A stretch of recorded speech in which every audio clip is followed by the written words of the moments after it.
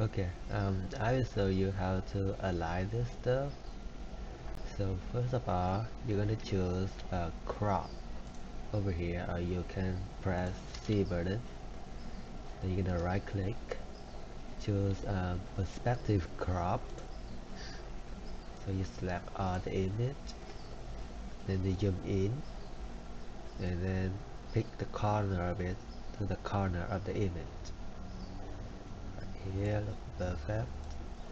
Then cross out, and then this one is the same thing. To the corner of the image.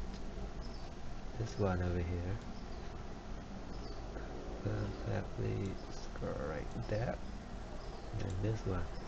This one you're gonna try to compare, like make it look smooth on this side and this side, because you don't have a corner here.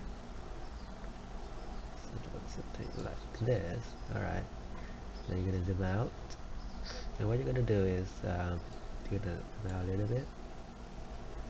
And depending on how long you can see there, how much space you have. Yeah, a little bit this size. Okay, and then you're gonna press enter, and that's it. You can check again with the ruler.